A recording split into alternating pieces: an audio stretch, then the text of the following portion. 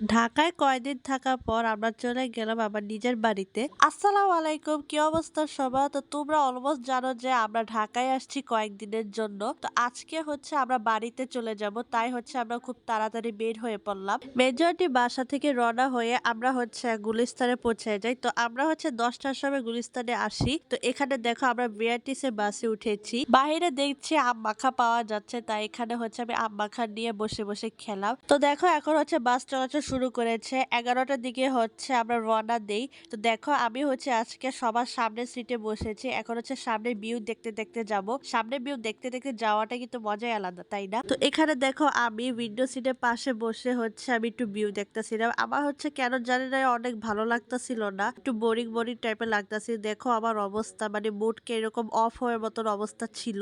আমি জানি না আমার মুডটা কেন এরকম ছিল, মানে এমন লাগতেছিল, মানে আমার কিছুই ভালো লাগতেছিল না, এরকম হচ্ছে আমার মুড লাগছিল। যাই হোক, গুলিস্তান থেকে আমরা যাব হচ্ছে দাউদকান্দি। তো গুলিস্তান থেকে দাউদকান্দি যেতে প্রায় 1 থেকে 1.5 ঘন্টার মতো সময় লাগে। যাই হোক, দেখতে দেখতে চলে আসলাম কাশপুর ব্রিজে। আর এখানে দেখো আবার জ্যাম, মানে এই জ্যামটা দেখলে আমার এত পরিমাণে বিরক্ত লাগে। মাঝে মাঝে মনে হয় এই ঢাকা শহরে কে যায় ভাই এই জ্যামের মধ্যে। এই জ্যামের জন্য মাঝে মাঝে ইচ্ছা করে ঢাকা শহরে নাই যায়, মানে এই জ্যামটা আমার কাছে এত পরিমাণে বিরক্ত লাগে। এই জ্যামের জন্য আরো লেট হয়ে যায়। কি আর বলবো, এই জ্যামের জন্য তো প্রায় অলমোস্ট লেট হয়ে গেছে। মানে ঢাকা যাওয়ানোর সময় এরকমও জ্যাম ছিল, আর এখন আমরা বাসায় যাইতেছি তাও এরকম জ্যাম। আর আরেকটা বিরক্ত লেগেছে, দেখো আমি এখানে ভিডিও করছি, তো এখানে কোনো ফোকাসই উঠে নাই। দেখো কিরকম ঝাপসা উঠেছে, মানে কি একটা অবস্থা। বাই দ্য ওয়ে, এখন আমরা পৌঁছেছি মেঘনা ব্রিজে। তো দাউদকান্দি যেতে যেতে প্রায় 30 মিনিট সময় লাগবে। সো ফাইনালি 2 ঘন্টা জার্নি করে চলে আসলাম দাউদকান্দিতে। তো আমরা হচ্ছে এখন বাস থেকে নেমে সিএনজি উঠেছি। এখন আমরা সিএনজি করে যাব হচ্ছে সিরাজচরে।